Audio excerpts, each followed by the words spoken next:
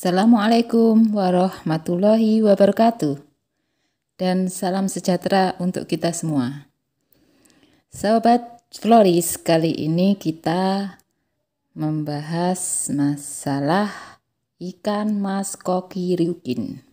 Nah, asal mulanya dari mana ikan mas koki itu kita tahu ya, di beberapa literatur kita membaca dan kita memperoleh informasi bahwa ikan mas koki dan semua ikan mas modern lainnya diturunkan dari ikan karper yang dipelihara di China yang secara bertahap didomestikasi dan dikembangbiakan untuk membuat jenis-jenis lain.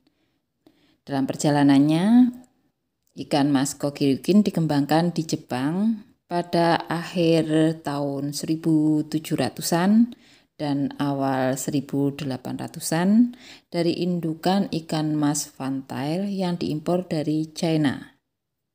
Mereka dibawa ke Jepang melalui kepulauan Ryukyu, di mana ikan ini mendapatkan namanya, yaitu ikan mas ryukin. Ikan mas ryukin ini mempunyai ciri-ciri yang khusus ya, yaitu memiliki penampilan yang mirip dengan fantail, tapi ryukin ini punya punuk yang mengesankan yang dimulai tepat di belakang kepalanya.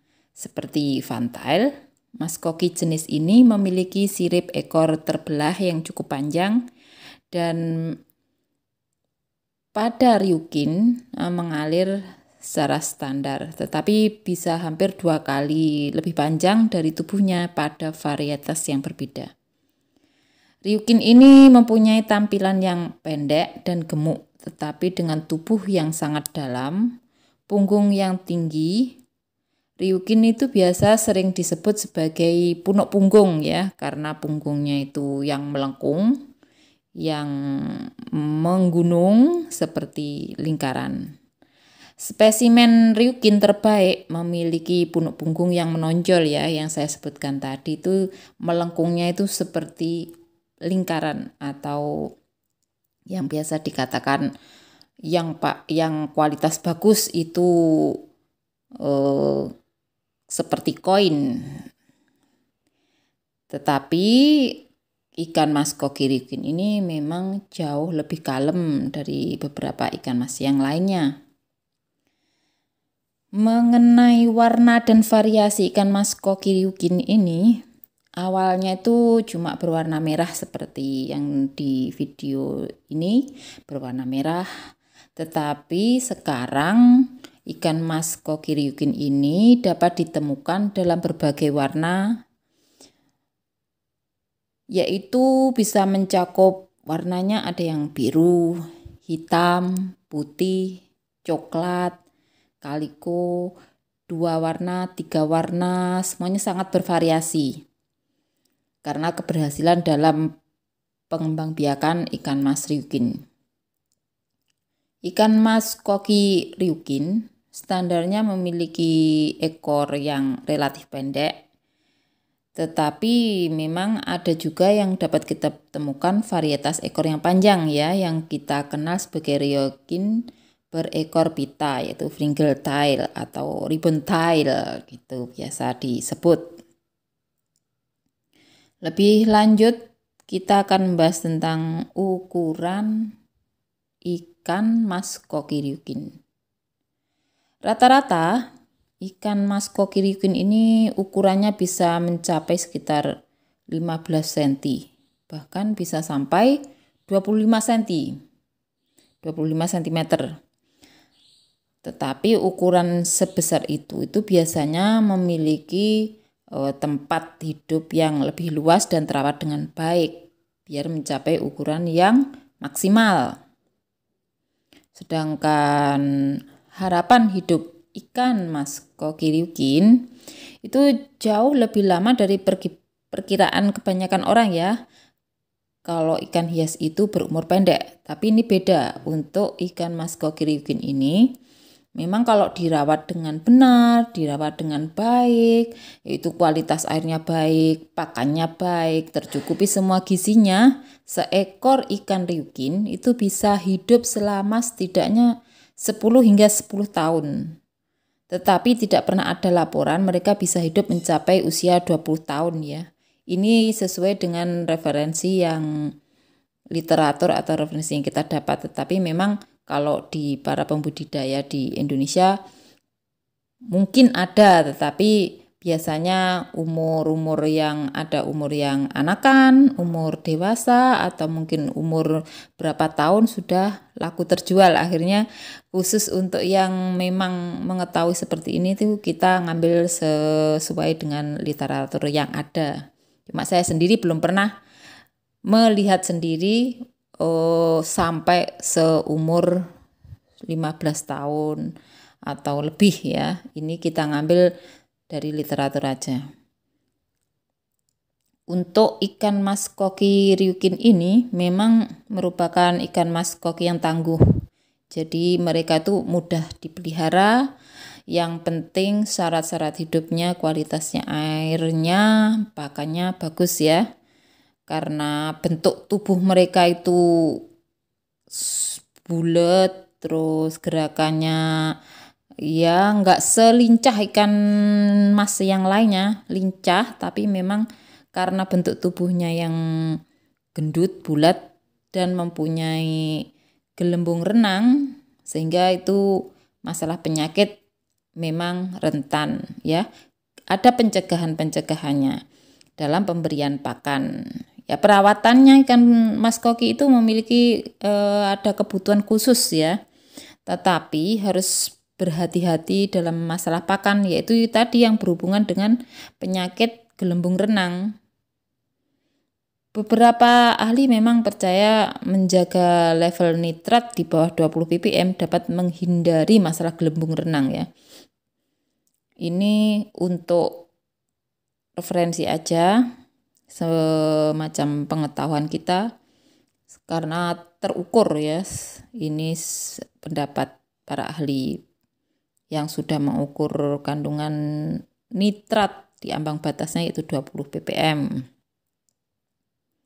Sedangkan ikan mas koki ryukin ini mencapai masalah gelembung renang tadi yang saya bicarakan di depan tadi, ini banyak disebabkan oleh buruknya kualitas pakan atau cara untuk memberi pakan pada ikan mas koki ryukin, sehingga makanan yang diberikan itu bisa menyebabkan sembelit atau makanannya terfermentasi dalam usus ikan, itu membatasi kemampuan ikan untuk mengendalikan gelembung renangnya ya.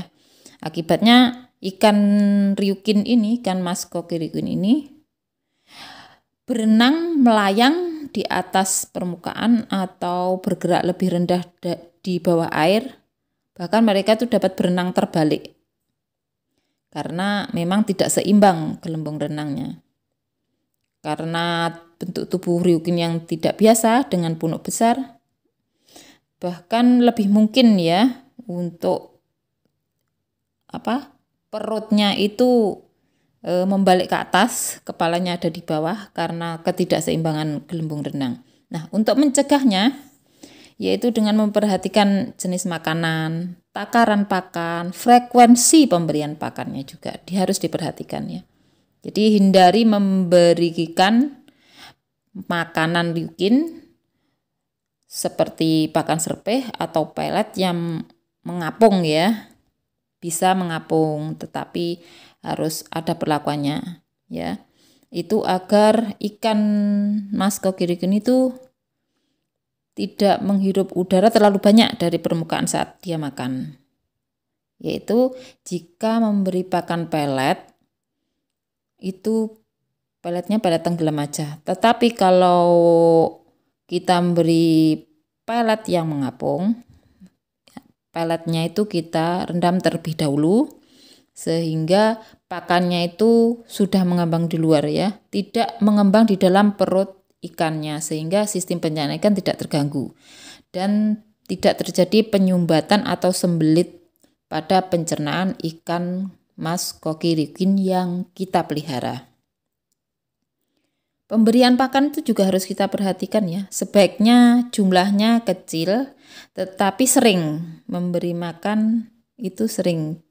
Tidak sekali dalam sehari atau 2 kali. Yaitu beberapa kali dalam sehari itu kita kasih beberapa kali, tetapi jumlahnya kecil dan sering. Daripada jumlah yang besar tapi cuma sekali atau besar 2 kali gitu. Lebih baik kita memberikan, sekali lagi ya, memberikan pakannya itu sedikit-sedikit tapi berkali-kali. Itu akan membantu proses pencernaannya juga. Selain pemberian pakan ikan ryukin berupa pelet, itu kita juga harus memberikan pakan yang bervariasi dan seimbang ya. Seperti kita tahu itu ikan mas koki ryukin itu mempunyai sifat pakan yang omnivora ya, bisa makan hewan, bisa makan tumbuhan juga. Jadi mereka bisa mengkonsumsi berbagai makanan nabati dan hewani, sehingga kita bisa memberikan pakan nabati selain dari pakan pelet yang komersil. Untuk ikan mas koki ini ya, untuk pemeliharaannya sebenarnya itu mudah gitu. Cuma mudah bagi yang mengetahui syarat-syarat hidupnya. Bisa jadi sulit bagi orang yang memang benar-benar apa semaunya sendiri ya. Apa-apa itu dianggap mudah padahal belum tahu cara memeliharanya. Jadi mudah-mudah sulit. Bisa jadi mudah, bisa jadi sulit, tergantung orangnya ya. Mudah kalau kita mengetahui benar-benar tentang kehidupan dan daya hidup ikan mas koki terhadap lingkungannya itu bagaimana, syarat hidupnya bagaimana. Nah, ini syarat hidup untuk memelihara ikan ryukin yang bagus ya, suhunya untuk airnya, air pemeliharaannya itu juga harus kita perhatikan. Berkisar rentan 18 derajat sampai 25 derajat Celcius, suhu terbaiknya ya. Memang dalam beberapa kasus kalau di bawah 18 derajat Celcius itu butuh namanya penghangat atau heater, tapi kalau memang masih 18 derajat Celcius sampai 25 derajat tidak butuh pemanas atau penghangat ya.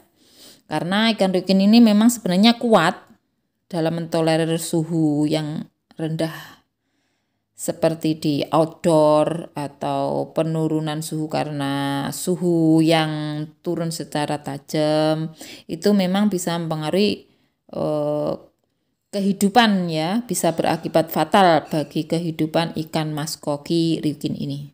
Jadi yang terbaik yaitu menjaga kualitas air ya, bisa berupa suhu, bisa berupa kejernihan airnya, bisa berupa pH-nya gitu, pH yang standar ya, pH yang bagus untuk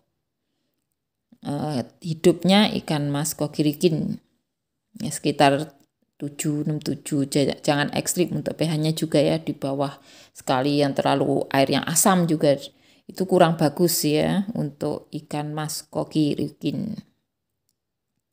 Nah, kita menyimpulkan masalah ikan mas koki yang lagi populer sekarang ini ya. Kita bicara tentang ikan mas koki sebagai ikan hias. Nah, sebagai ikan hias itu biasanya ikan mas koki ryukin termasuk ikan yang biasa untuk dilombakan atau masuk kategori ikan yang kategori kontes itu ya.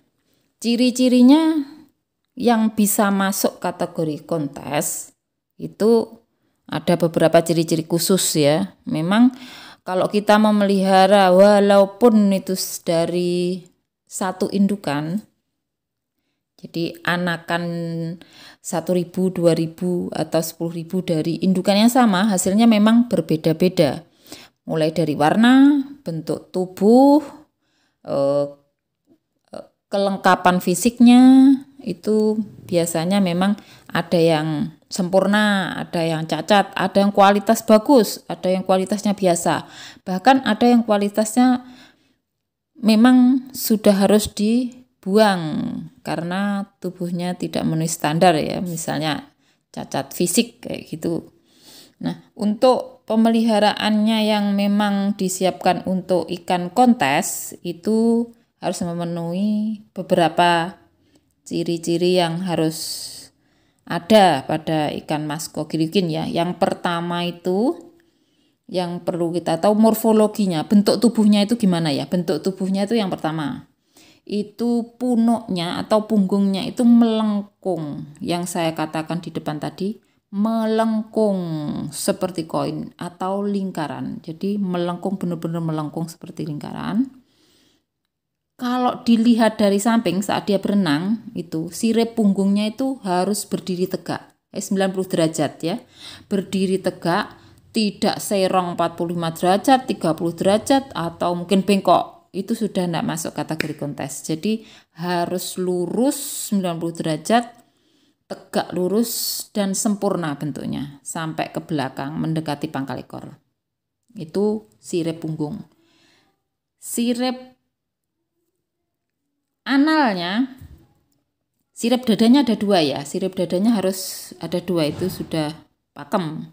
Sirip dadanya ada 2, sirip analnya juga ada 2. Nah, sirip ekor, sirip perutnya ada 2, sirip ekor, kita bicarakan masalah yang spesifik pada sirip ekor. Sirip ekornya itu melebar ya, membukaannya melebar seperti kipas dan di tengah-tengahnya terbelah pas tengah-tengahnya. Jadi ada belahan pada sirip ekor yang ada di tengahnya itu. Terus posisinya itu benar-benar mekar seperti kipas. Dan satu lagi, ekornya saat mekar seperti kipas itu harus berdiri tegak lurus 90 derajat. Itu yang kategori kontes itu wajib tegak 90 derajat. Nah, di bawah ekor itu ada sirip dekat analnya itu ada 2. Memang ikan mas kokiryukin itu sempurnanya memang ada 2, tetapi memang untuk yang dipasarkan di pasar umum itu nggak masalah yang 1 atau mungkin di bawah sirip ekornya ada 2 yang analnya, tetapi khusus untuk kontes itu ada 2. Di bawah ekor persis ada sirip analnya ada 2. Nah, itu syarat-syaratnya. Terus gerakannya itu. Nah, kita juga harus memperhatikan gerakannya. Gerakannya itu sempurna, sehat secara fisik, sempurna, tidak stres. Jadi untuk ikan kontes itu benar-benar diperhatikan ya. Sebelumnya ikan harus kondisi fit, seperti syarat-syarat morfologis tadi yang saya sebutkan, itu juga harus dipersiapkan pada saat transportasi untuk ikut kontes. 1, persiapan tentang kesehatan ikan. Harus benar-benar fit, harus benar-benar sehat. Kita siapkan untuk ikan itu tidak stres. Jadi benar-benar persiapan yang bagus, tidak stres, kualitas air bagus. Nanti untuk kebutuhan oksigennya ya, untuk tahap transportasi juga harus diperhatikan. Kita kasih oksigen murni. Dan kita perhatikan juga kualitas airnya. Nah, itu syarat-syarat yang ikan mas koki yang syarat-syarat untuk ikut kontes ya. Oh ya, satu lagi tuh. Bentuk kepalanya, kalau punuknya itu sudah meninggi, sudah melengkung bagus, biasanya itu bentuk kepalanya itu lebih kecil. Jadi bentuk kepalanya otomatis itu lebih kecil. Itulah syarat-syarat yang diperlukan untuk ikan mas kokiryukin dalam kategori kontes. Kalau di pasaran, di dalam budidaya itu biasanya untuk pembudidayanya sendiri tidak mau rugi. Masalahnya dalam grade apapun biasanya dipilah-pilah. Grade A, grade biasa, atau grade fancy lah istilahnya. Grade A yang untuk grade super, fancy, terus bawahnya lagi yang pasaran. Jadi pasaran itu yang biasa untuk pasaran harga-harga yang terendah, harga-harga yang standar itu. Nah, itu memang harus sesuai hukum pasar ya. Biasanya kalau memang stoknya itu sedikit itu agak naik, kalau stoknya banyak menurun, itu sesuai memang harga pasar. Nah, harga pasar yaitu tidak menuntut untuk kualitas yang super seperti yang saya sebutkan di atas. Asalkan itu tidak cacat. Maksudnya tidak cacat gini, kalau memang ada morfologinya, bentuk tubuhnya salah satunya tadi tidak memenuhi standar, misalnya bentuk ekornya yang satu panjang satu pendek, itu sudah bahkan untuk masuk pasar aja enggak. Jadi sudah disortir pada waktu masih kecil biar pembudidaya itu tidak merugi. Jadi kalau ada kecacatan itu sejak dini, sejak masih kecil itu sudah ada penyortiran sehingga tidak merugikan pembudidaya yang dilakukan agar bisa mencapai target ya. Kalau kita sudah mengeluarkan pakan banyak ternyata tidak laku di pasaran, otomatis rugi. Nah, itu yang patut diperhatikan ya, penyortiran. Jadi kalau tahap pemeliharaannya itu dari kecil, itu memang ada tahap namanya penyortiran. Yang cacat-cacat kita sendirikan, untuk kita buang atau kita rilis ke sungai atau mungkin untuk pakan ikan kanibal yang lainnya, misalnya lele, terserah pembudidaya. Nah, itu yang perlu diperhatikan. Kita membicarakan tentang pemeliharaan ya, untuk pemeliharaan kualitas airnya aja. Ikan hidupnya di air, otomatis kalau ingin berhasil dalam budidaya, ikan apa saja, terkhusus ini ikan mas kokirikin, itu kualitas air itu patut diperhatikan sungguh-sungguh. Karena bagi ikan hias, bentuk, warna, kelincahan semuanya itu sangat tergantung pada kualitas air selain pakan ya. Selain pakan itu kualitas air itu sangat-sangat urgent atau sangat-sangat penting. Biasanya untuk pemeliharanya rutin kita kuras, karena biasanya itu kalau ikan mas kokirikin itu karena bentuk tubuhnya yang gendut itu, gerakannya agak lambat dalam hal mencari makan, bisa terkena penyakit kalau kualitas airnya buruk, seperti kena kutu kura-kura, kena kutu jarum, atau penyakit bakteri atau virus yang lainnya yang bisa merugikan dalam proses budidaya, yang bisa membuat budidaya kita tidak berhasil atau gagal. Jadi yang perlu diperhatikan yaitu kualitas air. Satu, cukup oksigennya. Yang kedua, cukup pakannya.